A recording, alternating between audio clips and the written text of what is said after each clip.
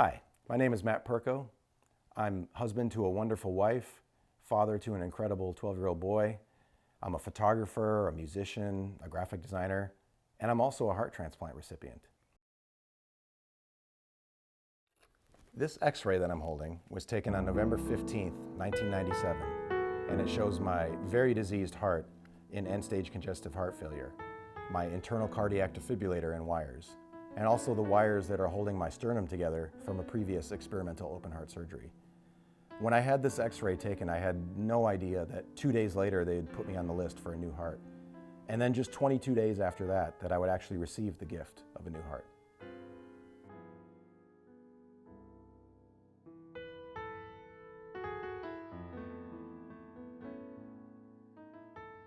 Well, I'm here to tell you that I've been placed on the list for a second heart transplant.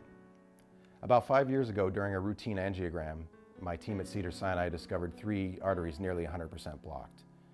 I knew from that point on that the disease that I had developed, which is called cardiac allograft vasculopathy, was treatable but ultimately incurable. In fact, it's referred to as the Achilles heel of heart transplantation. So here I am facing a second heart transplant. My team feels that I'm an excellent candidate for a second transplant. You know, despite nearly 24 years of toxic medications, my other organs are functioning fine. I'm still in relatively good health, which makes me a good candidate. They feel that there's no reason I can't make it to 80, and that makes me happy. But the road to 80 is going to have a few bumps in the next year as I wait for a third chance at life. So here's how I ended up where I am now. I started playing drums when I was 3. All I ever wanted to be was a musician, and that's all I ever thought I would do. I started playing music professionally when I was 14 and was off to a great career.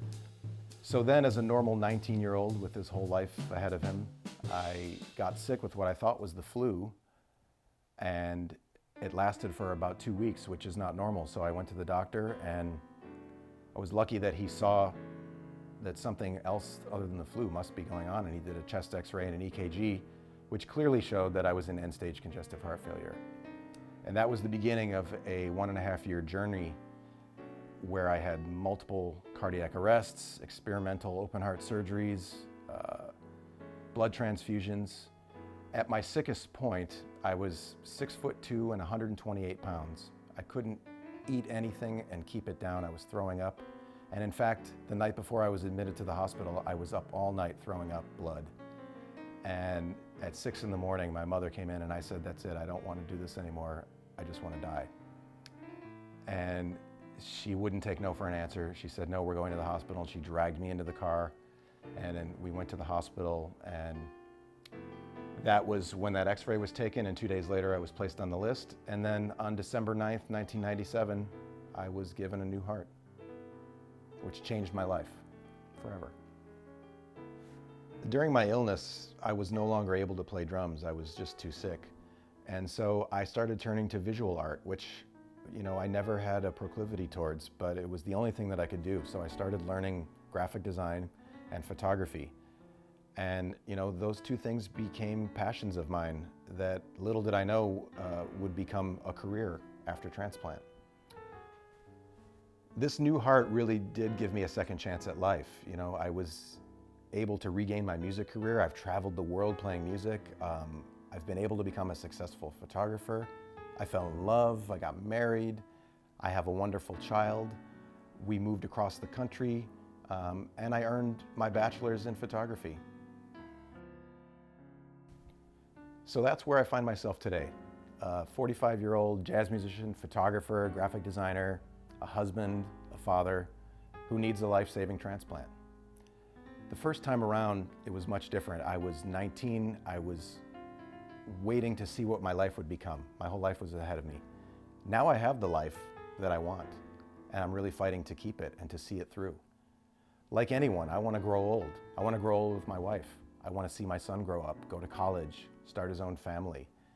I want to record an album. I want to take 1 million more photos. I want to see what else is left for me. I'm not done yet. So if you've made it this far into the video, I assume you know what's coming. That's right. I'm going to ask you for money.